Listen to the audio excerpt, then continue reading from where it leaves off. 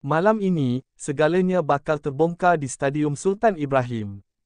Dua kuasa besar Asia bakal bertembung dalam perlawanan hidup mati, Liga Juara-Juara AFC Elite Zone Timur, Johor Darul Ta'zim menentang Shanghai Shenhua.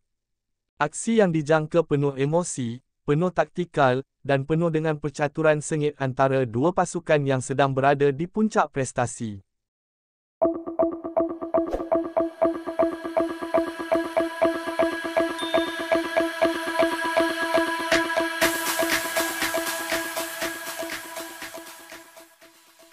Johor Darul Ta'zim, JDT, kini bersiap sedia untuk melakar satu lagi malam gemilang, apabila mereka turun menentang kelab gergasi China, Shanghai Shenhua FC, dalam aksi keempat peringkat kumpulan AFC Champions League Elite, ACLE, malam ini, secara langsung dari Stadium Sultan Ibrahim.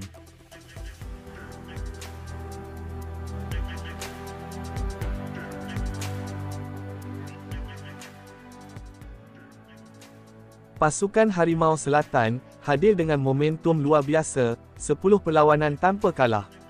Dan bukan itu sahaja, mereka juga telah meledak 46 gol dalam 10 aksi terakhir, satu angka yang cukup menakutkan buat mana-mana pasukan lawan. Namun di sebalik rentak hebat itu, timbul satu dilema besar buat jurulatih Xisco Munoz, siapa yang akan menjadi taruhan utama di barisan depan malam ini. Trio serangan JDT, kini semua sedang on fire. Bergson, mesin gol utama, sudah pun menjaringkan 14 gol dan 1 assist dalam 16 penampilan, malah terus konsisten mencetak gol dalam 3 perlawanan berturut-turut.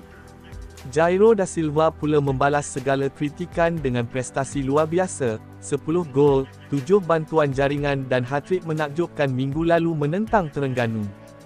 Dan jangan lupa, Romel Morales, wira Harimau Malaya yang kini berada di puncak keyakinan dengan 6 gol, dan 2 assist hanya dalam 8 perlawanan. Semua dalam prestasi terbaik, semua layak turun dari minit pertama. Tapi hanya 2 atau 3 akan dipilih, untuk mengetuai serangan malam ini. Mampukah Xisco menemui kombinasi sempurna, bagi menundukkan kelab elit dari China ini? Atau adakah Shanghai Shenhua bakal mencipta kejutan di bumi Johor?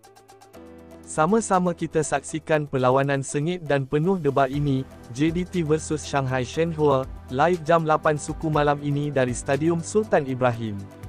Kalau anda penyokong JDT, jangan lupa komen, luaskan kuasamu Johor. Dan bagi peminat bola Asia, siapa pilihan anda malam ini, JDT atau Shanghai Shenhua?